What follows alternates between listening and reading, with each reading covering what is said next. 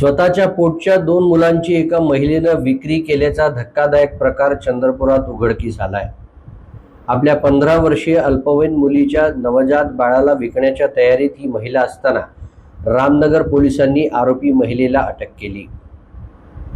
मुख्य आरोपी असलेल्या 40 वर्षीय महिलेच्या पतीचा 4 वर्ष आधी मृत्यू झाला होता. त्यानंतर ही महिला 26 वर्षीय अजय फुलझेले या तरुणासोबत लिव्ह इन मध्ये राहत होती. अजय फुलझेले पासून झालेल्या 2 बाळांची या महिलेनं जून 2024 आणि ऑक्टोबर 2025 मध्ये तेलंगणाच्या कागजनगर आणि चंद्रपूर शहरातील एका महिलेच्या अंदाजे 4 ते 5 लाखांमध्ये विक्री केली.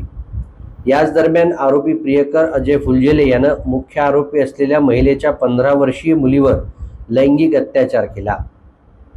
गर्भवती झालेल्या अल्पवयीन मुलीची नागपूर मेडिकल कॉलेजमध्ये प्रसूती करण्यात आली. मेडिकल कॉलेजनं पोलिसात याची तक्रार केली. पोलिसांनी पीडित अल्पवयीन मुलीचा जबाब नोंदवला. पीडितेच्या जबाबावरून रामनगर पोलिसांनी मुख्य आरोपी असलेली 40 वर्षीय महिला आणि बाळ विकत घेणाऱ्या कागजनगर आणि चंद्रपूर शहरातील 3 महिलांना अटक केली. या प्रकरणातील आरोपी प्रियकर अजय फुलझेले सध्या फरार असून पोलीस त्याचा शोध घेत आहेत. या प्रकरणामागे नवजात बाळांची विक्री करणारं रॅकेट सक्रिय आहे का याचा देखील पोलीस शोध घेत आहेत.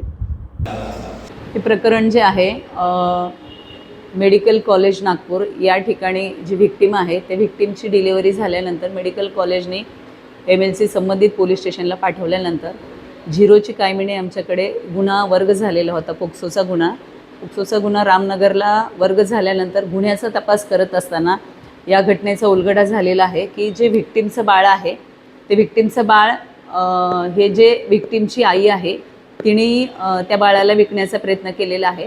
शिवाय त्या जे आईचे पूर्वीचे जे 2 बाळ होते ते सुद्धा व्हिक्टीमच्या आईने आणि व्हिक्टीमची म्हणजे जो आरोपी आहे जे व्हिक्टीमच्या आईचा जो रिलेशनशिपमधला मित्र आहे त्याच्यासोबत संगनमत करून ते 2 बाळ विकलेले आहेत. एकंदर 3 बाळाच्या बाबतीत हा व्यवहार झालेला आहे, परंतु 2 बाळ हे विक्रीला बाहेरगावी विकलेले होते. तपासामध्ये कोणाला विकले याचा तपास करून ते संबंधित जे घेणारे आहेत त्यांना अटक करण्यात आलेली आहे आणि जे विकणारे जे व्हिक्टीमची आई आहे तिलासुद्धा अटक केलेली आहे. पोलीस पुढील तपास करत आहे. अशी असण्याची शक्यता नाकारता येत नाही, त्या दिशेने सुद्धा आमचा तपास सुरू आहे. याच्यामध्ये मीडिएटर कोणी आहे का या दृष्टीने तपास सुरू आहे. तसं निष्पन्न झाल्यास निश्चितच त्यांनासुद्धा संबंधित गुन्ह्यामध्ये अटक करून पुढील कारवाई करण्यात येत आहे.